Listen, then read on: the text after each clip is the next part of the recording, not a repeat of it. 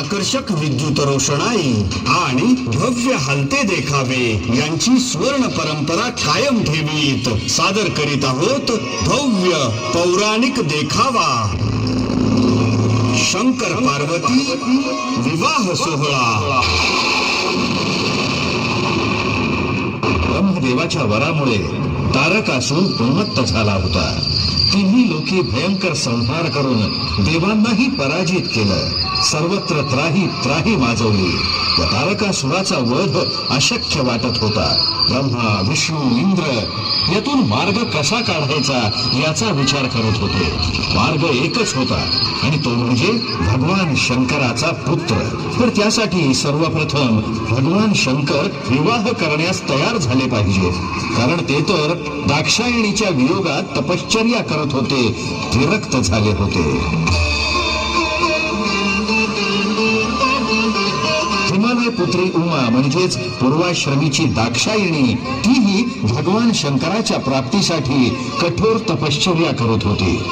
तिच्याविषयी भगवान शंकरांच्या मनात प्रीती उत्पन्न झाली तरच यांचा विवाह होईल आणि या दोघांपासून या सृष्टीला अभय देणारा पुत्र जन्माला येईल हीच एक शक्यता होती. अशातच सप्तर्षींनी भगवान शंकरांना दक्ष कन्येनं पुन्हा उमा या नावानं जन्म घेतला आहे आणि तुमच्या प्राप्तीसाठी ती कठोर तपश्चर्या करते आहे, तेव्हा आपण तिचा स्वीकार करावा असं सांगताच भगवान शंकरांनी या विवाहाला होकार दिला. सगळीकडे आनंदी आनंद झाला. हिमालयाला तर खूप आनंद झाला. चैत्र शुद्ध अष्टमी मन्मथ संवत्सर ही तिथी निश्चित करण्यात आली आणि भगवान शंकर नंदीवर आरूढ होऊन विवाहस्थळी निघाले. सोबत होते सर्व देवदेवता. 88 सहस्त्र ऋषी आपल्या शिष्यांसह आले होते. रुद्र, आदित्य, मरुत, गण, यक्ष, उमेर, किन्नर, पितृगण सर्व आले. लोकपाल, नवग्रह, अष्टनायिका, गंधर्व आले. सर्वांचा मोठा मेळा जमला. भूतगणांसह सर्व देव ऋषींसह शंकर भगवान उमाशी विवाह करण्यासाठी वाजत गाजत निघाले.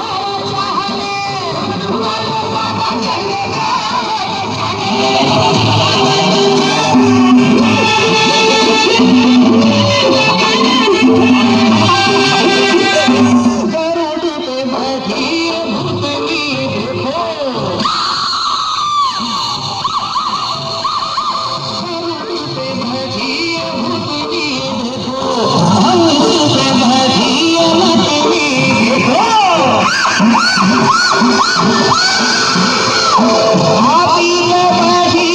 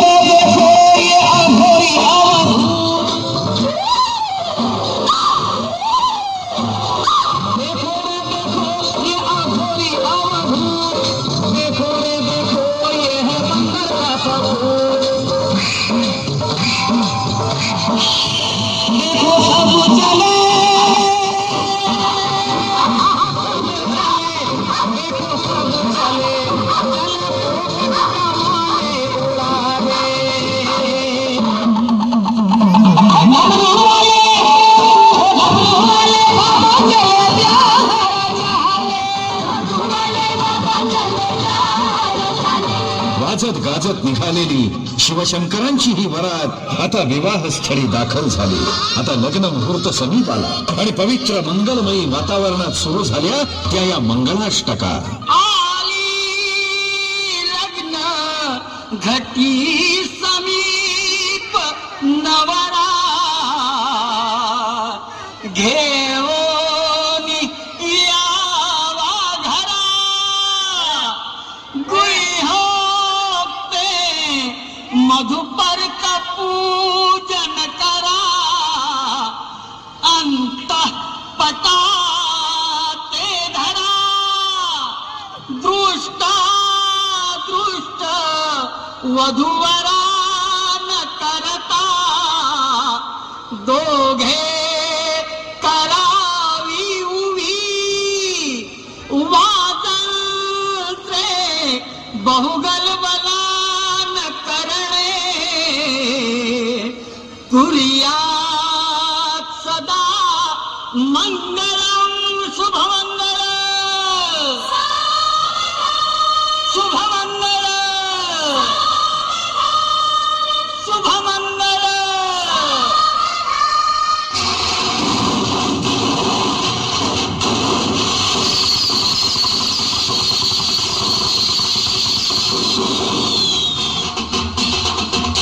अशा प्रकारे शिवशंकरांचा दाक्षायणी उमा बरोबर विवाह झाला. सर्वत्र आनंदी आनंद झाला.